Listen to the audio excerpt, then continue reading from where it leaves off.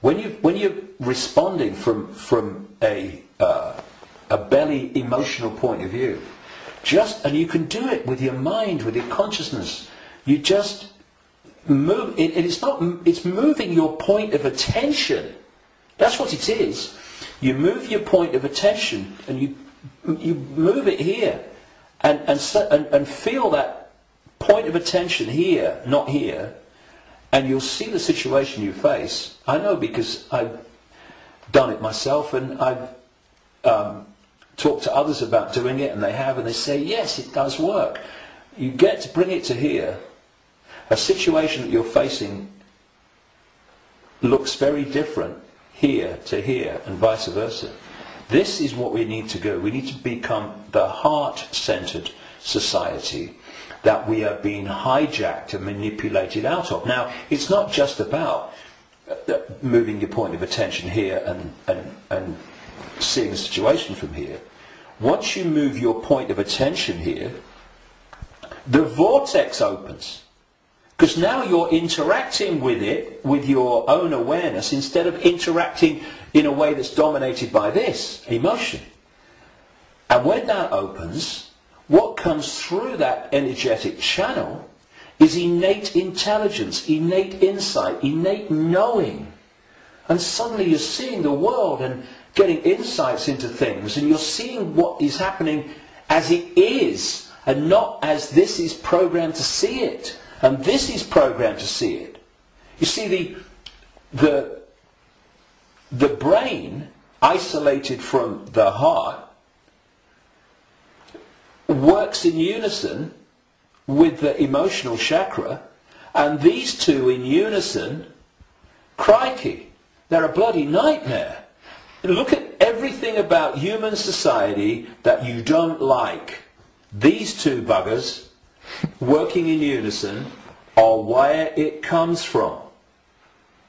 So this. See, this, I'm talking about these emotional and perception programs that I say are running through junk DNA.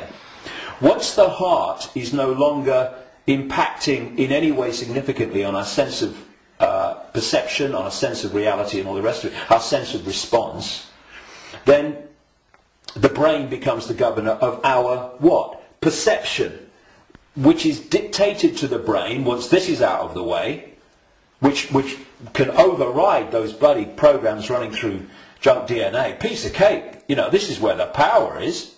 This is what they're terrified of. So once that's closed down, this is what's done by the program and the way society is structured, then this becomes the governor of perception. And what it is doing, it is decoding as a sense of perception the perception programs running through junk DNA. And that perception of something becomes an emotional response to something, and this is an emotional response from the programs running through junk DNA of the emotional programs. So here's your, if you like, your holographic manifestation of the perception programs of self and the world and reality running through, and here is your holographic expression in response and reaction of the emotional programs running through junk DNA. And these have created the world we don't like. They've created the ability of the few to dictate to the vast majority. Because this will never see it. This will never get it, except up to a point. This can get to a point where it can see the names, dates, places, Bilderberg group level of engineered wars level of what's going on in the world. But seeing where that is coming from, what's behind it, you've got to go into here. Because if you don't, you can't get into the rabbit hole. Because this can only go so far. And it's my view, and in my experience anyway, that if you are an expert in 9/11, in engineered wars, engineered banking scams, manipulated political nonsense, then you are still walking around the outer rim of the rabbit hole you've not even entered it yet. Because it's still the movie. This holographic reality is like a holographic movie, and when a movie has hit the screen, that's it, it's a done deal. You've got to change the movie now. And that's what this world is, this holographic world.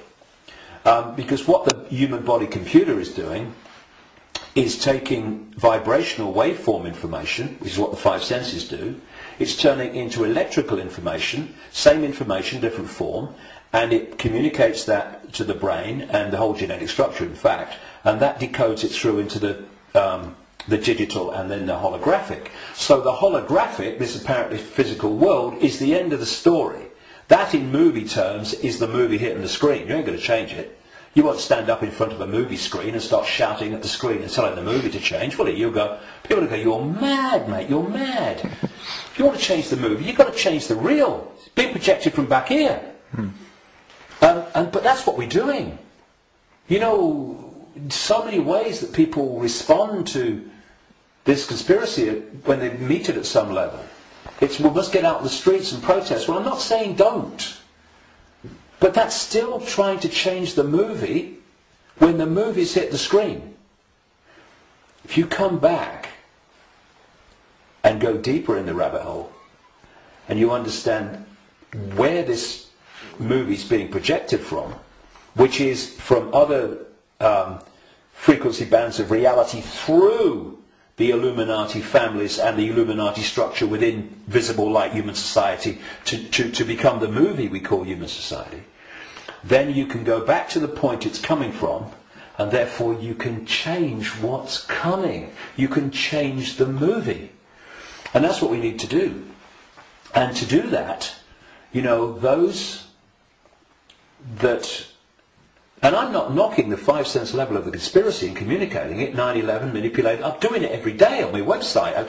Books are full of it. We need to know that. But if we only do that, then basically we are seeing the outcome. We are not seeing the origin. And you cannot change an outcome without changing the origin. And so when I look at so much conspiracy research, good luck to them. You know, everybody that comes and does this, hallelujah to you. Good on you. But there comes a point where we know how the system works in the holographic world. I mean, what's left? Finding out what size shoes Henry Kissinger takes. Yes, on a daily basis as it unfolds, we need to, you know, keep with it. But, okay. But are we going to become recorders of our own enslavement? Oh, see, I told you they'd do this next. Look, they're doing it.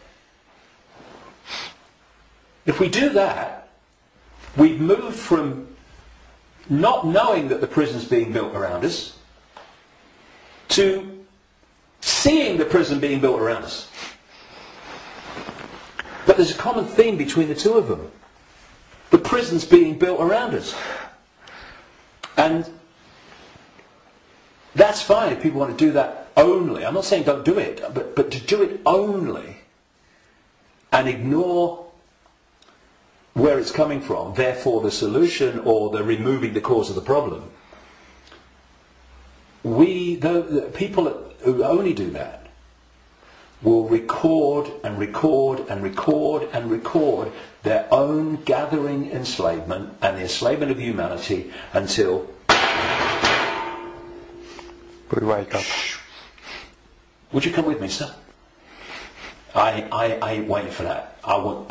We need to change where it's coming from. And for that, there are some major challenges for those in the conspiracy research arena who are dominated by a sense of patriotism and dominated by a sense of a religion. Because patriotism, in the sense of, I'm not saying don't, you know, love your country and love your culture, nothing like that. But patriotism, in the sense of self-identity, I am an American, I am an American patriot. No! That is your experience. What you are is infinite awareness. All that is, has been, and never can be. All possibility. Having that experience. And I'm a Christian. No, you're not. That's the belief system you have chosen to take on as your persona. But it's an experience of being a Christian. It is not who you are. And if you self-identify with being a Christian or being a Jew or being a Muslim or being a Hindu, again you are in a self-identity which is self-identifying with something that's not you, and also, and this is in terms of getting to the origin, it means that you are not going to go, I've come across this all the time, me. I mean, you know, I'm the guy that people in mainstream society, they see conspiracy researchers of the five sense nature as extreme and crazy. A lot of them see me as extreme and crazy. Because if you think that all you need to know about life and reality is between the covers of two covers of a book written by who knows when, and who knows what circumstances, the Quran and the Bible and all the rest of it, then and what that tells you are and reality is and how it all works, you ain't even gonna begin to go down the rabbit hole into the areas that we need to understand. Because if you do, you immediately realize that your religion is part of the conspiracy. We talked earlier about the archons and this demiurge, that this like devil figure, as Christians would call it,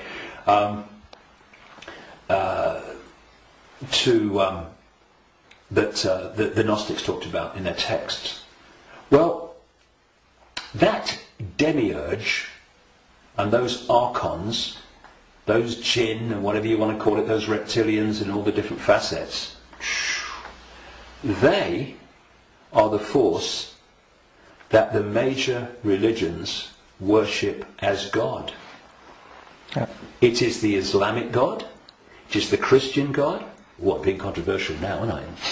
I have been known to. I don't care. I want the truth, not the popularity contest victory. It's the God of Islam, it's the God of Christianity, it's the God of Judaism. Yahweh! Oh, that's the demiurge. That's this fake manipulator of creation that the Gnostics talked about. So we got this situation. Please tell me it's not true. I'm afraid it is. But it doesn't have to be. We just change it and it's gone. But where this unseen network that the Gnostics talked about, all these people talk about, have created this conspiracy, this network of human manipulation of politics and business and banking and all the rest of it. And some people, increasingly large numbers of people, fantastic, have started to see that and challenge it and try to expose it. But at the same time, they are welded to religions that are worshipping the very force that created what they're trying to expose. I suggest what we need is, yes, to move here, to open this and let consciousness in, but we also need a blank sheet of paper. A blank sheet of paper that says, okay, all preconceived ideas over here. All preconceived beliefs and perceptions of reality over here. Now, from this point, what goes on that sheet of paper in terms of my perception of reality comes from information, comes from innate knowing, does it feel right, and comes from it standing up on the basis of credible information and intuitive knowing.